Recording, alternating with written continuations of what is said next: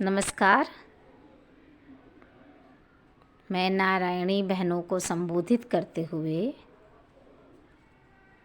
अपनी कुछ बात रखने के लिए, अपनी कुछ अनुभवों को साझा करने के लिए मैंने निश्चय किया है कि मैं कुछ बातें जो मेरे मन में आती हैं, जो मेरी समझ से होकर गुजरती हैं, वो मैं कहूँ। बिना बोले, बिना साझा किए तो कुछ भी पता नहीं चलेगा, कोई भी प्रकार का बोध नहीं होगा हमें जीवन में। मैं ऐसा नहीं कहती हूँ, मैं ऐसा मानती भी नहीं हूँ कि किसी को किसी प्रकार का बोध नहीं है। सारा बोध मुझे या कुछ लोगों को है।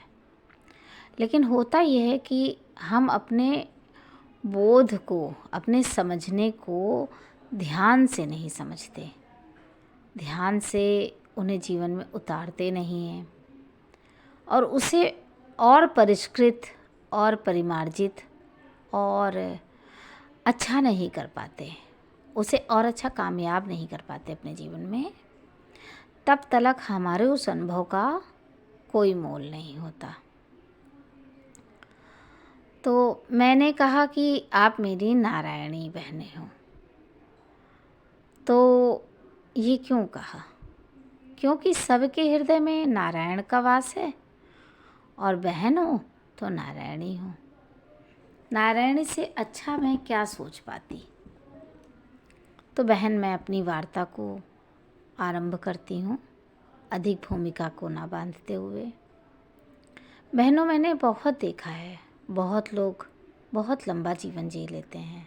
बहुत सी महिलाएं होती हैं, वो बहुत सुख दुख, संताप, हानि, लाभ, तरह तरह के उतार चढ़ाव अपने जीवन में देख लेती हैं।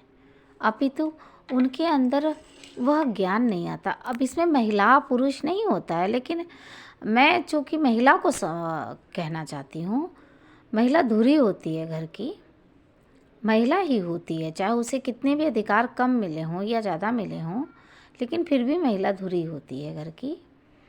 तो मैं अपनी महिला को, बहनों को ही संबोधित करना चाहती हूँ।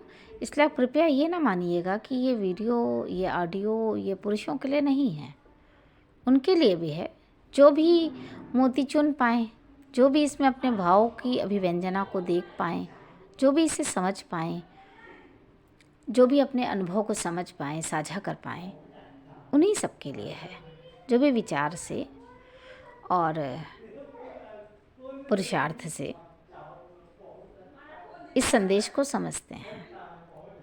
संदेश ये है कि हम लोग जीवन में बहुत कुछ देखते हैं, बहुत कुछ समझते हैं, और जब तक समझते हैं हमारी उम्र निकल जाती है। जब तक उम्र निकलने लगती है हमारे शरीर में व्याधियाँ घेर लेती हैं, बुराइयाँ, बीमारियाँ, शरीर अक्षम्य होने लगता है, क्षुण्ण होने लगता है, क्षीण होने लगता है। तो ऐसी दशा में हम ये सोचते हैं कि अरे मुझे क्या करना है, मुझे तो मर के चले जाना है। लेकिन आप यकीन मानिए कि आप अपने बच्चों को कहाँ छोड़ रही हैं। आप सोच रही हैं या आप सोच रहे हैं कि आप उनको घर, संपत्ति, स्टेटस ये देकर जा रहे हैं, या वो किसी नौकरी में लगे हैं, चलो अच्छा है उनकी शादी हो गई, 2 बच्चे हो गए, बस यहीं तक ना। पर हमें अपने शत्रुओं का बोध नहीं है। हम तो सदा ही नेकी कर दरिया में डाल वाले विचार से हमेशा जीते रहे हैं। हम सादे लोग हैं, तो हमें पता नहीं होता है, हमें सिखाया नहीं जाता है। हमारी शिक्षा दीक्षा इस तरीके से होती है कि हिंदू मुस्लिम भाई भाई और अल्लाह के सब बंदे हैं। मतलब ऐसा ही फिल्मों में बताया जाता है, ऐसा ही पुस्तकों में बताया जाता है, ऐसा ही हम अपने अध्यापकों से, टीचर से स्कूल में पढ़ते हैं, ऐसा ही समाज में वातावरण है। और इस प्रकार से हमें कोई भी, कौन हमें घात लगा कर बैठा है, शत्रुबोध हमें होता ही नहीं है। ये शत्रुबोध हमें खाने पीने के तौर पे भी नहीं होता है। हम कुछ भी खाए पिए जाते हैं और यह शरीर व्याधियों का घर हो जाता है। ऐसे हम मेल संपर्क किससे रखते हैं, किससे लेन देन करते हैं, किससे आदान प्रदान करते हैं, किससे उठते बैठते बोलते हैं, किसके संसर्ग में मेरे बच्चे आ रहे हैं, बच्चे क्या सोच रहे हैं, बच्चे क्या बनना चाहते हैं, क्या करना चाहते हैं। हम सोचते हैं उनके टीचर समझाएंगे उन्हें, और हम निश्चिंत हो जाते हैं कि देखो हमने पैसे दे दिया, ये सब हो गया, ठीक हो गया। पर सच बताएं, असली दुनिया ये नहीं है। असली दुनिया ये है कि धीरे धीरे हमारी जंगल ज़मीन सब छिनती जा रही है। ये जो सिस्टम है वो हमारे विरुद्ध काम करता है। तो हमें ये सोचना होगा कि कुछ तो गड़बड़ है। बिना गड़बड़ हुए हमारे साथ ये अन्याय नहीं हो सकता। कोई तो ऐसा तरीका है जिससे हमें, कोई तो है जो हमें टारगेट कर रहा है। ये शक नहीं डाल रही हूँ मैं आपके मन में। आप ध्यान से देखिए कि कैसे हिंदू घटता जा रहा है, कैसे हमारी सारी एनर्जी ख़त्म होती जा रही है। पहले की अपनी दादी नानी, अपनी माताओं बहनों, अपने पिता पितामह की ओर जाओ तो उनके पास कितनी आयु थी, कितना पुरुषार्थ था।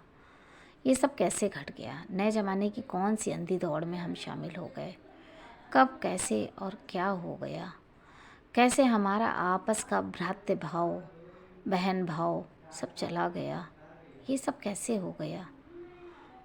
हमें लग रहा है कि ये नए ज़माने की ऐसा चलन चला है, ऐसी हवा चली है, पर ये हवाएं प्राकृतिक नहीं हैं।